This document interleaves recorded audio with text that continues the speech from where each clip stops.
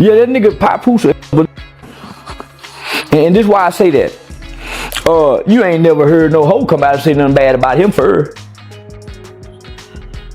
Even when his hoe was doing wrong, he wasn't running to the internet bashing her. And he don't speak much. He's a man of silence, so that means his words are important to him. I done seen him get with 2 women, and it seemed like he brought the best out of both women. Yeah, I don't know too many niggas that go hold their girl down when they go to jail. For a long time, people were shown a smooth and shining picture. It looked clean, strong, and almost perfect. A champion standing tall at the top of her career. A couple that seemed solid, proud, and impossible to break. From the outside, everything felt bright. There was love in the air, praise from fans, and applause from every direction. It was easy to believe the story because the story felt good. But Charleston White did not try to smash that image with anger or loud accusations. He did something quieter and, in many ways, more powerful. He pressed gently on the surface, like someone tapping on a wall to see if it is truly solid. He did not shout. He did not point fingers. He simply asked questions and connected moments that people often overlook. What if this was not only about feelings and romance?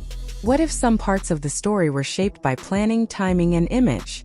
What if the version people believed was carefully built to protect something larger than a personal relationship? Charleston never said anyone was guilty of anything. He did not call anyone fake or dishonest. Instead, he laid out pieces of the puzzle and let people decide what they saw when they put those pieces together. He reminded everyone where Claressa Shields came from. Her early life was not easy.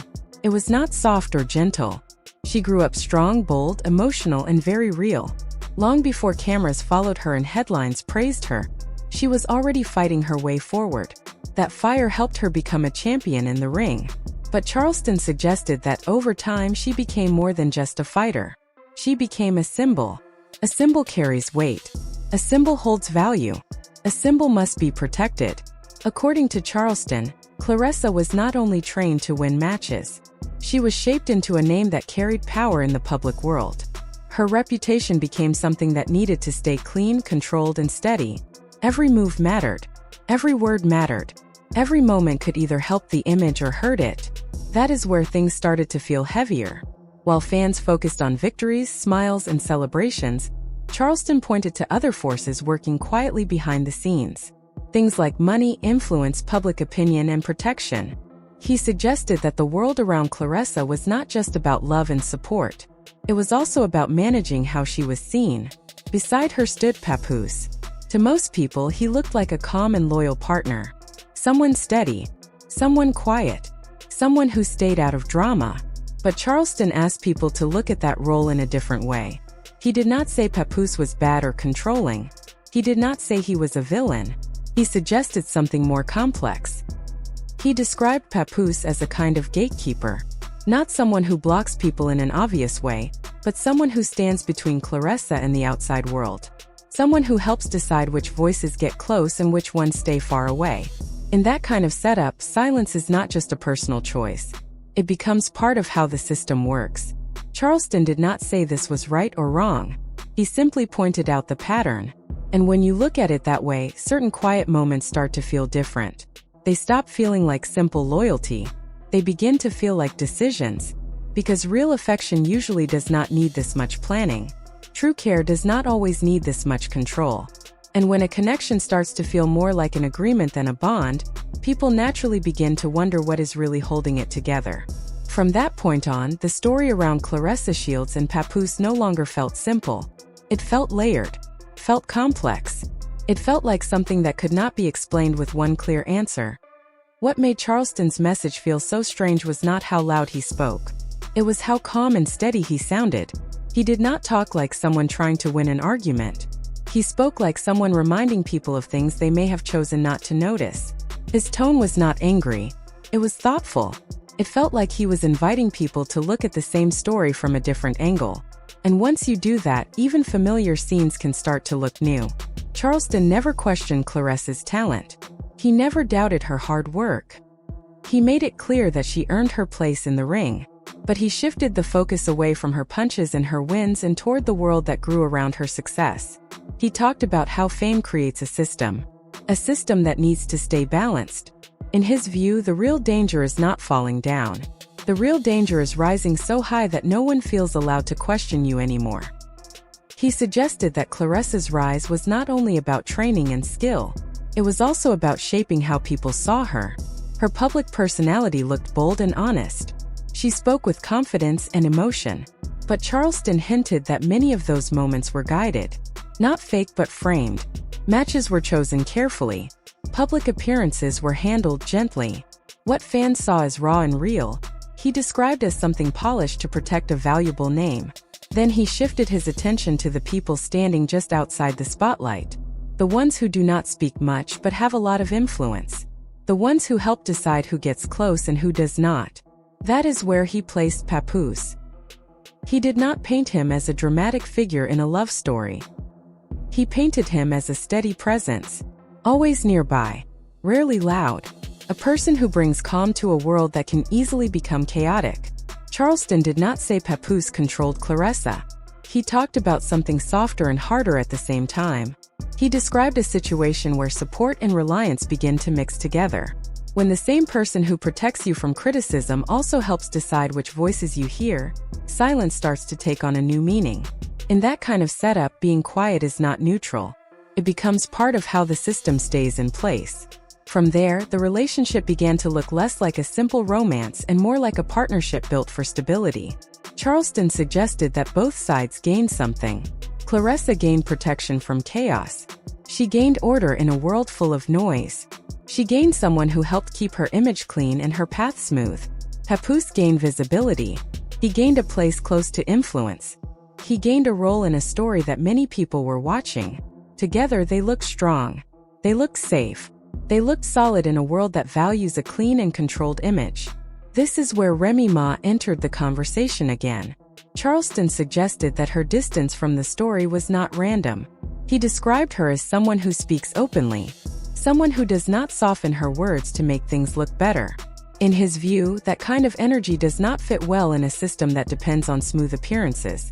When a structure is built on control and calm, unpredictable voices can feel like a risk.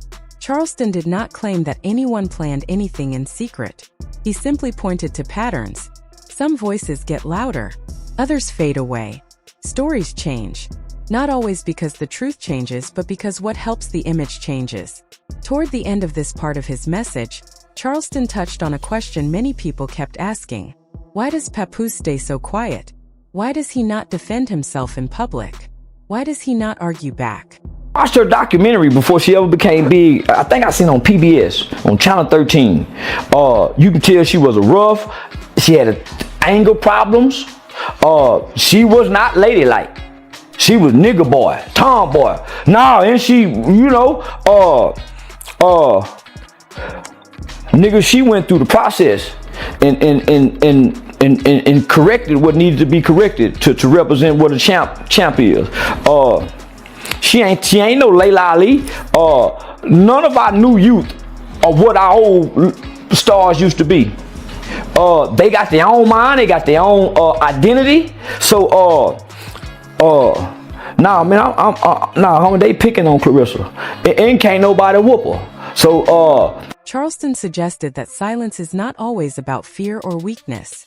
Sometimes it is about understanding exactly when not to speak. In some situations, quiet can be the strongest move of all because it keeps everything in place. Charleston took the idea of silence even further. He suggested that people often confuse discipline with doing the right thing. When someone stays quiet, the public usually assumes they have nothing to hide. But in his view, quiet can also mean someone understands how powerful it is to hold back. Silence, he said, is not empty. It shapes the story. From there, his tone grew heavier. He started talking about what happens when a person's career reaches a high point, but their sense of self stops growing. When attention fades, being close to influence can become a way to stay visible. He did not say Papoose took advantage of Claressa. He said opportunities often appear for people who are ready to step into them. When one person is looking for safety and the other is looking for access, people often call it love because that sounds better than calling it a plan. Charleston suggested that Claressa's world slowly shifted. It became less about the sport itself and more about how everything looked from the outside. Taking risks mattered less. Protecting the image mattered more. In that kind of environment, anyone who asked hard questions did not look like a helpful voice. They looked like a threat. He also turned his attention to the larger media world. He asked why so many voices that talk about strength and fairness suddenly go quiet when deeper questions come up. Why do news outlets and social platforms repeat the same safe stories instead of digging further? To him, that kind of wide silence is not neutral. It is a form of agreement. When enough people choose not to speak, one version of events becomes the only one people hear. As he kept explaining, a pattern became clear. Control does not usually arrive with drama. It does not come with loud commands. Settles in slowly. It shows up as protection. Shows up as care. It shows up as loyalty. Over time, the person in the center may stop seeing where their own choices end and where the system around them begins. Charleston also talked about physical strain. He said repeated injuries and constant pressure can change how a person feels inside. When someone feels worn down, stability can start to feel more important than freedom. The people closest to them become necessary, not just helpful. Not because they give strength, but because life without them starts to feel hard to imagine. He did not frame this as good or bad. He framed it as human. Then he widened the view again. He said this story was not only about Claressa, Papoose, or Remy Ma. It was about how many public relationships work. Who brings value? Who offers protection? Who manages access? Who absorbs criticism? Who takes risks? And who gets pushed aside when? So Claressa Shield wants to have babies with Papoose while he's still married to Remy. They gonna look like African kids, Ugandan babies. Yeah. They ain't gonna know if them babies Nigerian, Jamaican, or Haitian.